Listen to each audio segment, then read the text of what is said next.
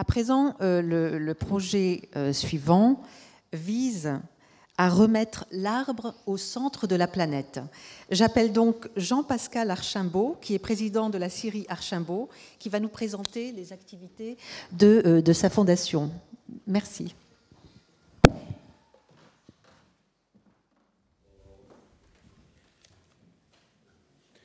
Bonjour, mesdames et messieurs. Je remercie Myriam de me réinviter pour la deuxième année. Donc je vais vous présenter un petit peu. L'année dernière, donc j'étais intervenu, j'avais fait une présentation du groupe Archimbaud. Donc je suis l'héritier d'une entreprise familiale depuis 4 générations qui transforme du bois, notamment dans le Grand Ouest de la France, les Landes, le Grand Poitou-Charentes. Je vais essayer de me... Ah, pardon.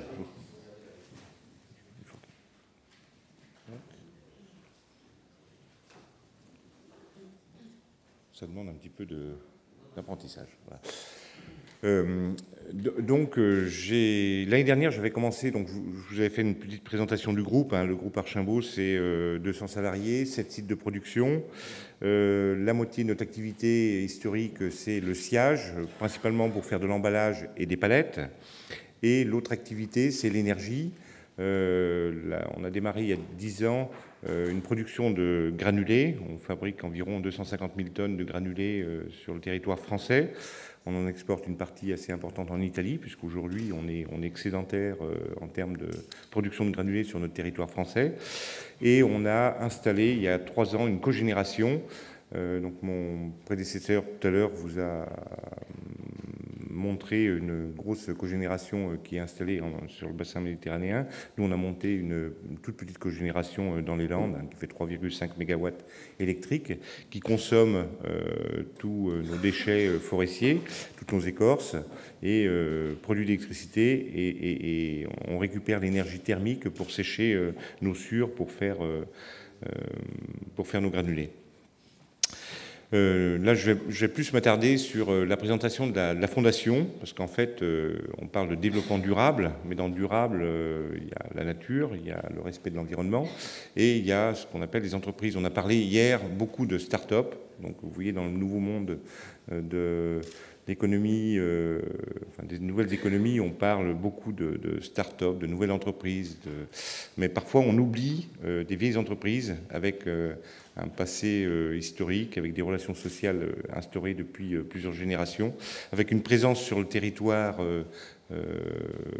reconnue et qui ne pose aucun problème de stabilité dans le temps. Donc, j'ai fait cette... Ah, la régie. Donc, j'ai décidé de transmettre mon entreprise à une fondation actionnaire. Donc ça veut dire que l'entreprise, l'actionnaire principal de l'entreprise, ça va plus être des actionnaires normaux, ça va être une fondation. Et cette fondation, elle ne peut pas vendre les titres, elle est obligée de les garder. J'ai 3 enfants, j'ai ma fille qui est présente dans la salle, et donc les enfants vont renoncer bien sûr à l'héritage des actions de l'entreprise. Bon, ils sont relativement contents d'ailleurs de ne pas hériter de l'entreprise, ça leur ôte un poids relativement important.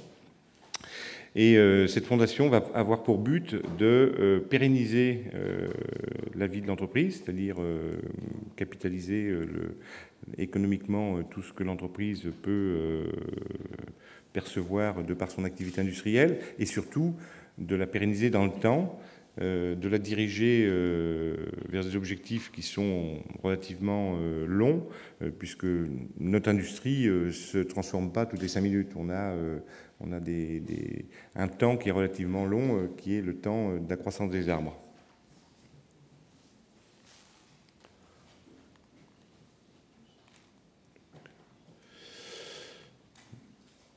Donc cette fondation va avoir une double mission, une mission économique, bien sûr, et une mission philanthropique. Donc la mission philanthropique consiste à aider animer des projets autour de l'agroforesterie, autour de la recherche et autour de domaines artistiques de création qui sont principalement basés sur notre activité.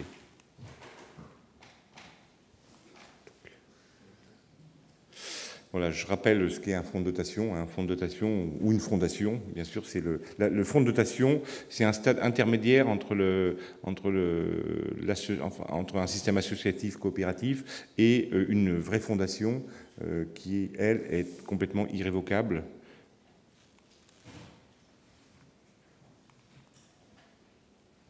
Voilà, donc les trois domaines qui vont activer notre fondation sont principalement... alors je reviens en arrière, oulala, je suis perdu. Non, on ne peut pas revenir en arrière, voilà.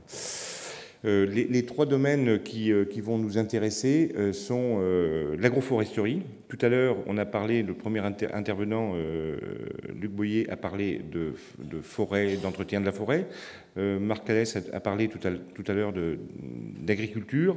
Et il y a une activité qui s'appelle, enfin, un domaine qui s'appelle l'agroforesterie aujourd'hui, qui remet l'arbre au centre de l'agriculture.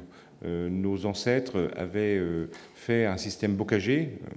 En Vendée ou dans le sud des Deux-Sèvres, on a un système qui existe depuis l'époque, depuis plusieurs millénaires.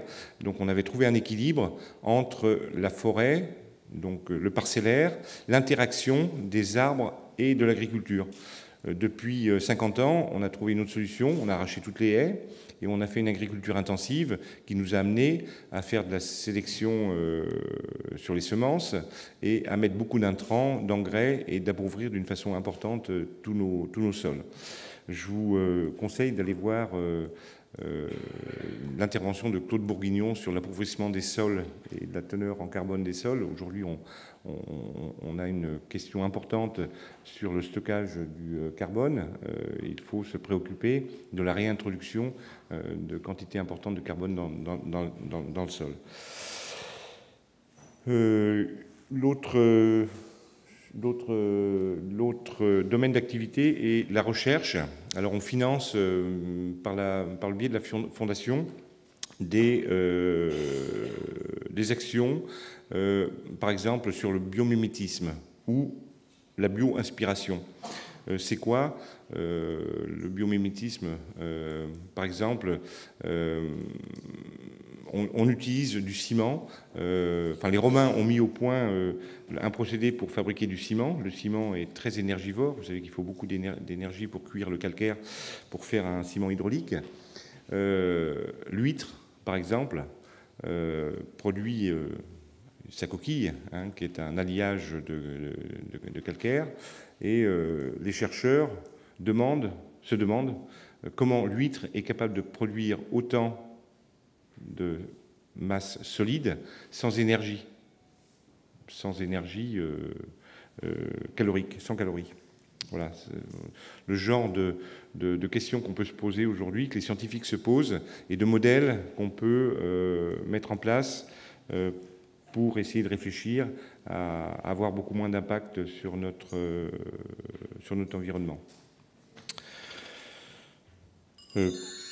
Pour conclure, je pense qu'il faut qu'on trouve des solutions pour se réconcilier avec la nature. Hier, j'ai entendu parler beaucoup d'énergie renouvelable. On a parlé donc du solaire, de l'éolien. La biomasse, c'est quelque chose de tabou. Alors, dans la biomasse, c'est quelque chose de...